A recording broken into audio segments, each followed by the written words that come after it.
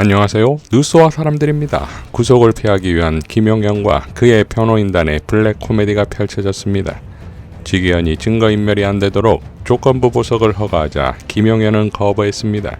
27일 구속기소 만료로 나가겠다는 것이고, 이는 자유롭게 지내겠다, 즉 증거인멸도 하겠다라고 받아들여집니다. 그러다 조은석 특검이 추가 기소를 했고, 이에 따른 구속영장 청구도 이루어집니다. 그러자 김용현 변호인 측은 추가 기소를 막아달라는 집행정지를 서울고법에 신청합니다. 이에 조은석 특검이 즉각 대응합니다. 서울고법은 김용현의 신청을 기각합니다. 23일 서울중앙지법 구속영장 심사에서 김용현 변호인단은 특검보 자격부터 임명 시점, 재판부의 신문기일 통지서 송달 시점까지 문제 삼았고, 특검보가 아닌 파견검사가 주로 마이크를 잡은 것까지 문제 삼습니다. 재판부 기피 신청서도 제출하며 소송 진행 정지 요청도 합니다. 신문 과정에서 변호인 측과 특검 측의 고성이 오갔고, 재판부는 기피 신청 판단은 보류하고 신문 기일을 이틀 뒤인 25일로 연기합니다. 그러자 김용현 측은 재판부도 조은석 특검 불법 행위에 가담하는 것이라고 주장합니다. 자, 이러니 임태훈 군인권센터 소장의 일갈은 정확하지요. 속보: 김용현 전 국방부 장관 서울중앙지법 형사 34부 기피 신청. 별 도움도 안 되는 멍청한 변호인단 해임하고 차라리 신창원처럼 탈옥하렴. 자, 구속 만료 이틀을 앞둔 25일, 김용현은 구속될 것이고 아마도 다시는 바깥 세상을 구경하기 힘들지 않겠습니까? 윤석열 재판에 처음으로 내란 특검이 참여하는데, 이 자리에서 윤석열 측은 특검법부터 헌법 위배 소지가 있다며 헌법재판소에 문제를 제기할 방침이라고 밝힙니다. 참으로 비루한 내란숙의 원투가 아닙니까? 헌법과 법률을 통째로 위반해 국민에게 총뿌리를 겨눴다가 법정의 선자들이 헌법과 법률을 따지며 본인들 살궁리를 하고 있으니 솟구치는 국민의 분노만큼 단죄돼야 할 것입니다. 강덕구 의원은 다음과 같이 기자회견을 열었습니다. 먼저 심우정 검찰총장에게 강력하게 경고합니다. 검찰이 김민석 후보자를 고발한 지 하루 만에 사건을 배당한 것은 이재명 대통령과 국민 주권 정부에 대한 정면 도전입니다. 심우정 검찰총장도 내란 부활을 꿈꾸고 있습니까? 김건희를 무혐의 처분한 검사에게 배당한 것은 누가 봐도 정치 검찰에게 의도적으로 사건을 맡긴 것이라 볼 수 있습니다. 마치 고양이에게 생선을 맡긴 꼴입니다. 국민이 지켜보고 있습니다. 김민석 후보자 고발건을 즉각 배당한 것처럼 주진우 의원 고발건을 즉각 배당하고, 그리고 수사에 착수하십시오. 주진우 의원은 당연히 최혜병 특검 대장입니다.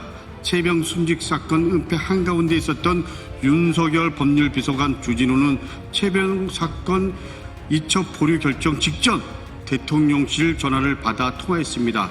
이 사실만으로도 주진우 의원은 특검 대상 영순입니다. 그런 그가 정치 검찰 세력이 이재명 후보에게 그랬던 것처럼 지금 김민석 후보자에게 악마와 프레임을 씌우고 있습니다.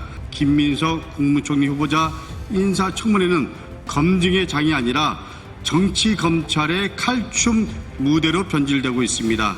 이는 본인이 곧 받게 될 수사를 정치 보복이라고 주장하면서 마치 희생양 코스프레로 특검을 회피하려는 사전 작업일 가능성이 매우 높습니다. 주진우 의원은 이미 검찰에서 나올 때 환경부 블랙리스트 수사에 대한 보복성 자천 인사라고 생뚱맞게 주장하고 본인을 희생양으로 포장한 전력이 있습니다. 이번에도 특검을 피하려는 의도가 숨어 있다고 봐야 합니다. 꼼수입니다. 하수 중에 하수입니다. 주진우 의원은 국회의원의 탈을 쓴 정치 검찰입니다.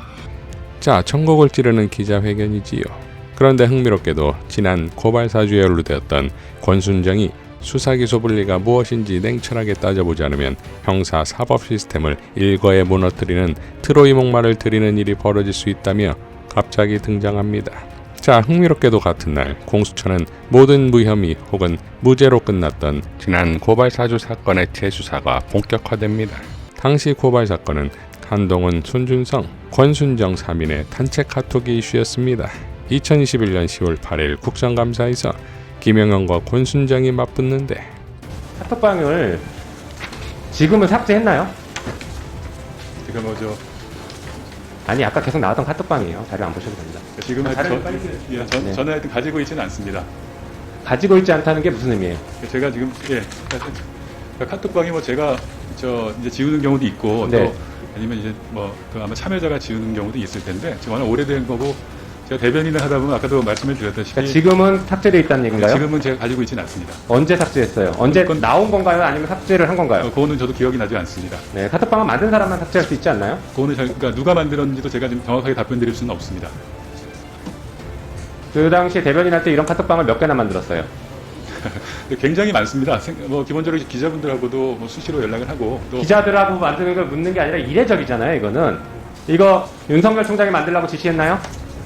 이 카톡방? 그런 카톡방 개설하고 이런 거를 굳이 총장이 지시하거나 이럴 건 아니라고 생각합니다. 생각이 아니라 사실을 묻잖아요. 경험을 묻잖아요. 지금 증인으로 나오셨어요. 예. 윤석열 총장이 지시해서 만들었나요? 아닌가요? 그것만 답하세요. 총장께서 카톡방을 개설하라는 지시를 한 적은 한 번도 없습니다. 자, 그러면 이 사건이 문제가 되니까 한번 같이 얘기를 해봐라 라고 지시를 하던가요?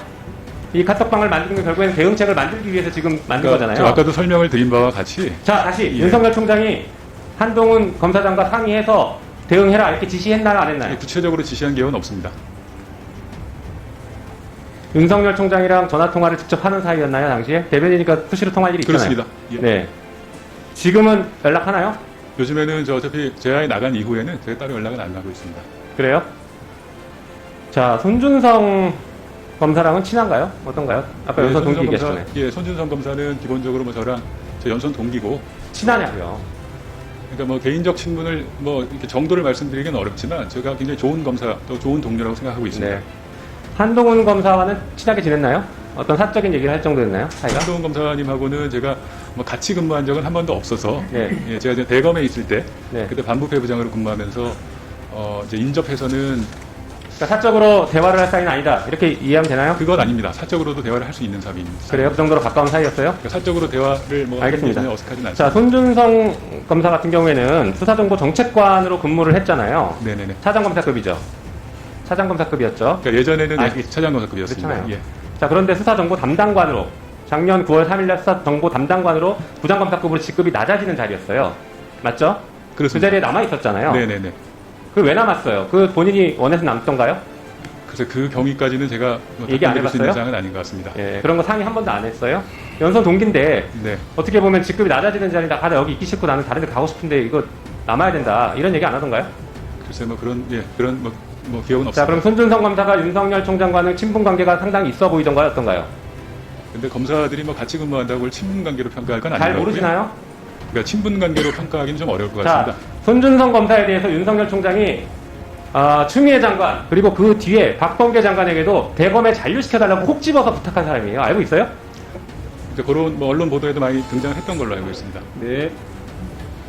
그건 알고 있어요? 그러니까 언론 보도에서도 많이 봤습니다. 왜 그렇게 콕 집어서 남게 해달라고 했다고 생각하세요?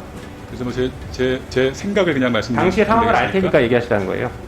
그러니까 기본적으로는 아마 기관장 입장에서는 그렇게 참모들이 6개월 만에 금방 바뀌는 거에 대해서 그렇게 긍정적으로 생각하시는 분은 별로 없을 거로 그렇게 생각합니다. 알겠습니다. 대검에서 윤석열 총장 장모 보호 변호 문건도 만들었는데 이거 아세요? 언론 보도된 거 아니에요? 네, 그 당시에 몰랐다. 아니 그러니까? 그게 아니라 기본적으로 우리 그 당시에 알았는지를 묻는 겁니다. 그러니까 여러 문건들 네. 특히 이제 장모님 관련된 부분도 사실 약간의 오해는 이제 검찰 그러니까 기본적으로 됐습니다. 그만 말씀하십시오. 예. 알았는지를 물어본 건데. 자, 추성은 고발사주 공익재 부자는 고발사주 사건 당시 2020년 총선 때 권순정 검사는 한동훈 손준성과 카톡으로 뭘 상의했어요? 고발장, 고발문구? 라고 일갈했습니다. 자, 그러니까 이들의 등판은 나름의 생존 방식이 아니겠습니까? 이제까지 통했을지는 모르나 이재명 정권에서는 어림도 없습니다. 여기에 정치검찰의 희생양이 된 송영길 전 대표가 보석으로 석방되는데 라이브 방송에서 투옥 생활에 대한 이야기를 하다가 다음과 같이 빵 터지는 발언을 합니다. 조국 대표가 남부교도소론가 이전하고 그 방을 쓰라 그래서 한 달 정도 있다가 그 조국 대표가 있었던 그 방으로 옮겼어요. 근데 그 방은 저는 이게 3층으로 상중하로 돼 있는데 그는 가장 높은 상층이더라고요. 그 상층이 테라스가 바로 있어서 햇빛이 내려쬐가지고 여름에 엄청 더워요. 지금 막 더울라 그럴 때 나왔습니다. 그래서 내가 오늘 나오면서 우리 구치소장님한테 잠깐 면담을 했는데 윤석열 들어오면 꼭 그 내 방에다 넣어주시고 이렇게. 엄청난 고통과 인내로 견뎌온 송영길 전 대표의 진격을 응원합니다. 이상 뉴스와 사람들이었습니다. 시청해 주셔서 감사드립니다.